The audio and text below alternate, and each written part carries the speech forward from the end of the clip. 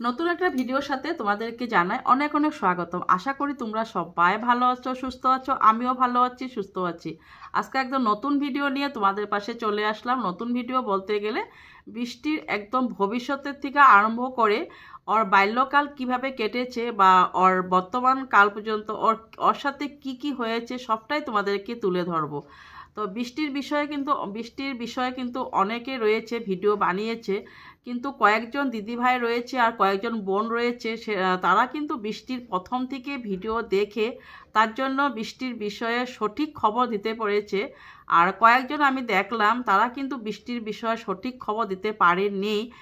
তারা কিন্তু ওই যে আমাদের থেকে একটু শুনে ভিডিও বানিয়ে নিয়েছে। তো সেই জন্য বলেছি যে বৃষ্টির প্রথম থেকে যদি ভিডিওটি দেখতো তাহলে সঠিক কথাগুলো বলতে পারতো। তো চলো আমি নিয়ে আসছি বৃষ্টির ভবিষ্যতের কথা নিয়ে। বৃষ্টি যখন মানে মাধ্যমিক পরীক্ষা দিয়েছিল, বৃষ্টির ভাই ছিল আর বৃষ্টির মা বাবা। বৃষ্টির ভাই বলতে বৃষ্টির দাদা।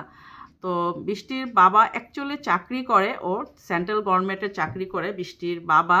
তো সেজন্য ওনারা থাকতো কোয়ার্টারে। তো বৃষ্টি কিন্তু পড়াশোনাতে খুব ভালো ছিল, একটা মেধাবী ছাত্র ছিল। তো সে জায়গাতে বৃষ্টির পড়াশোনা খুব ভালোভাবেই চলছিল। তো বৃষ্টি যখন মাধ্যমিক পরীক্ষা দিয়েছে তখন ওর মার শরীর খুব খারাপ ছিল। ওর মা কিন্তু অনেকটাই অসুস্থ ছিল যখনকার বৃষ্টির মানে বিয়ের কথা চলছিল। বিয়ের কথা চলার আগের থেকে বৃষ্টির মা অনেক অসুস্থ ছিল। ওনার মার হার্টের অপারেশনের জন্য মানে ডক্টর দেখানো হয়েছিল আর ডক্টর অপারেশন করিয়েছিল। তো সেই জায়গাতে বৃষ্টির মানে মার এত অসুস্থ হওয়ার জন্য তো বৃষ্টির মা ভেবেছে যদি মেয়েটাকে ভালোভাবে সম্মান করে ভালোভাবে সুসম্মানে আমি বিয়ে দিতে পারি তাহলে হয়তো ভালো হবে। সেই জন্য ওর মার ইচ্ছা ছিল বৃষ্টিকে বিয়ে দিয়ে দিব ভালোভাবে, ভালো একটা ফ্যামিলির সাথে। তো সেই জায়গাতে বৃষ্টির জন্য সম্বন্ধ চলে আসলো, কিন্তু বৃষ্টির একদমই ইচ্ছা ছিল না বিয়ে হওয়ার জন্য। তো সেই জায়গাতে বৃষ্টির বাবাও বলেছে যে ভালো ছেলে যখন পেয়েছি তো মা সুস্থ থাকতে থাকতে তোকে বিয়েটা দিয়ে দেব। তো সেই জায়গাতে বাবা মা আর ওর মানে জ্যাঠা কাকা সবার সম্মতি নিয়ে সবাই বলেছে ভালো বলে।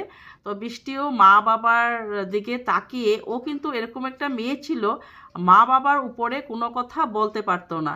মা বাবা যেটা বলতো সেটাই ও মানে মাথা নিচু করে মেনে নিত। তো সেই জায়গাতে বৃষ্টি বিয়ের জন্য রাজি হয়ে গিয়েছে। তো সে জায়গাতে বৃষ্টির যখন বিয়ে ঠিক হয়েছে, বিয়ে ঠিক হওয়ার পরেও 3 মাস হাতে ছিল ওর বিয়ের জন্য। তো 3 মাসের মধ্যে বৃষ্টির বাবা যতটুকু পারে ছেলের সম্পর্কে ভালো করে খবর নেওয়া হয়েছিল। এমনটা না বৃষ্টির যার সাথে বিয়ে দিয়েছিল তার সম্পর্কে কিছু কথা না জেনে বিয়ে দেওয়া হয়নি। সবটাই মানে জেনে বুঝে বিয়ে দিয়েছিল আর সবার কাছে খবর নেওয়া হয়েছিল যে ছেলে অ্যাকচুয়ালি কীরকম।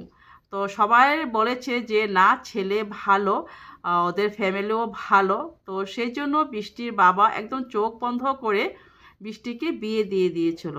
তো বৃষ্টি যখন বিয়ে দিয়ে দিয়েছে তখন চলে আসলো ওর জীবনে বড় একটা অমাবস্যা। বড় অমাবস্যা কেন বললাম, যখন গিয়েছে বৃষ্টি বিয়ে হয়ে তখন বৃষ্টি বুঝতে পেরেছে যে ওদের ফ্যামিলি একদমই মানে আলাদা। বৃষ্টিদের ফ্যামিলির মতন তো নাই, একদমই আলাদা আলাদা। তো বৃষ্টির হাজব্যান্ড একটু মানে একটু অন্যরকম টাইপের ছিল। মানে বৃষ্টিকে তেমন কোনো ইম্পর্টেন্ট দেওয়ার কোনো ইম্পর্টেন্টে দিত না আর কি বৃষ্টিকে নিজের বউ হিসাবে। তো সেই জায়গাতে বৃষ্টি তাও ধৈর্য সহ্য করে বিয়ের যা নিয়ম করা সব নিয়ম করা হয়েছিল, বউ ভাতের থেকে আরম্ভ করে সব কিছুই করা হয়েছিল।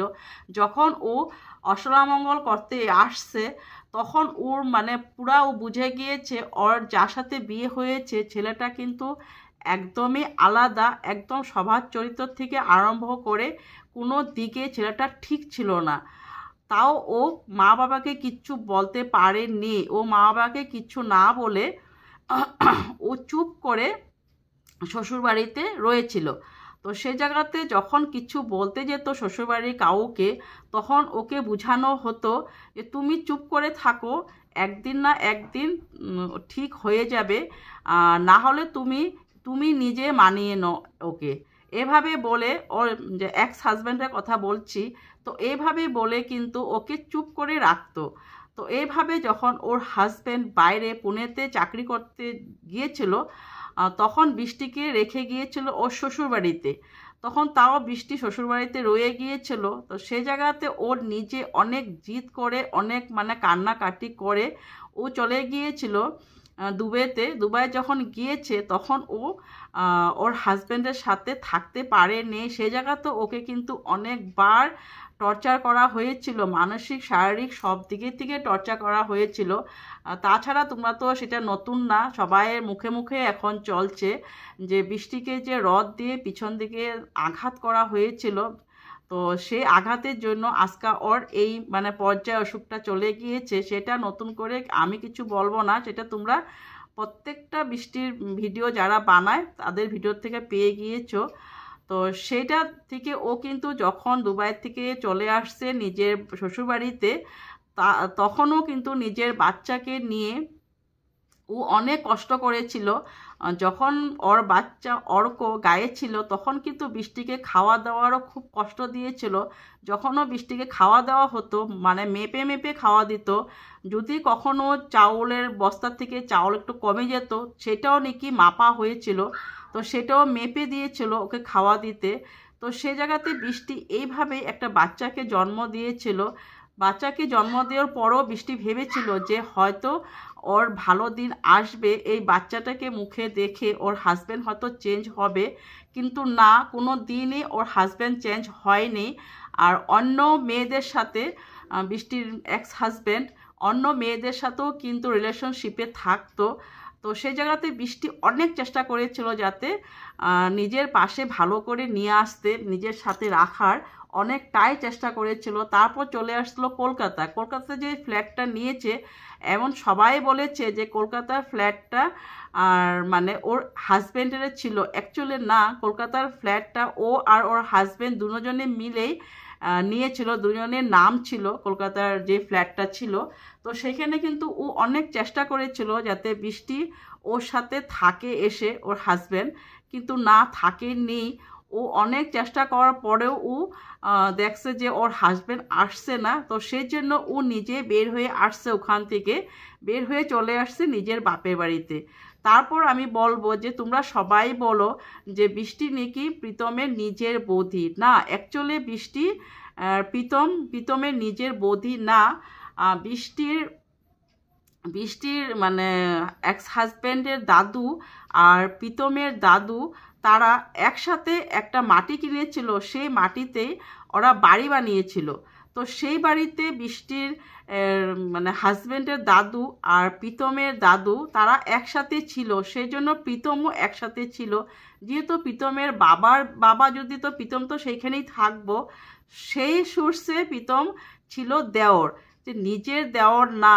সেটা কিন্তু তোমরা অনেকেই কমেন্ট করো যে বৃষ্টি আর প্রীতম নিজের দেওর বৌদি নাকি, চলে না। সেটাই বললাম যে ওদের দাদু আর বৃষ্টির মানে এক্স হাজব্যান্ডের দাদু আর প্রীতমের দাদু একসাথে মাটি কিনেছিল, সেই জন্য একসাথে বাড়ি বানিয়েছিল।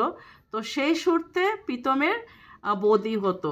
তারপর প্রীতমে যখন দেখেছে সত্যি যা যা ওর সাথে হচ্ছে, ওর সাথে যা যা হয়েছিল, সেটা প্রীতম কিন্তু দিন দিন দেখে যাচ্ছিল, আর প্রীতমের সে জায়গাতে সহ্য হচ্ছিল না।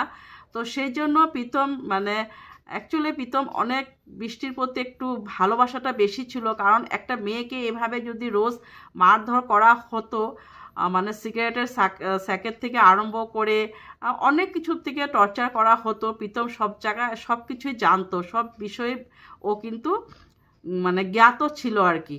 তো সে জায়গার জন্য প্রীতম কি করেছে, বৃষ্টির কিন্তু একদমই ইচ্ছা ছিল না প্রীতমের সাথে এভাবে বের হয়ে আসার আর এভাবে প্রীতমের সাথে বিয়ে করার। কিন্তু প্রীতম অনেক ওকে মানে খুব বুঝিয়ে ভালোভাবে সব কিছু বুঝিয়ে মানিয়ে টানিয়ে নিয়ে তারপর বৃষ্টি মানে ওর সাথে আসার জন্য রাজি হয়েছিল। তো সেইটাই ছিল বৃষ্টির আরও প্রীতমের কাহিনী। আর প্রীতম বৃষ্টির কী হয় সেটা তোমাদেরকে আমি খুলে বুঝিয়ে দিয়েছি। আর তো বর্তমানকালের থেকে, তো বর্তমানকাল তো তোমরা সবাই জানো, এটা সবাই বৃষ্টি এখন ওর ভিডিওতে নিজেই বলে দিয়েছে বা প্রীতমও নিজেই বলে দিয়েছে, সেটা আর নতুন করে আমি কিছু বলবো না।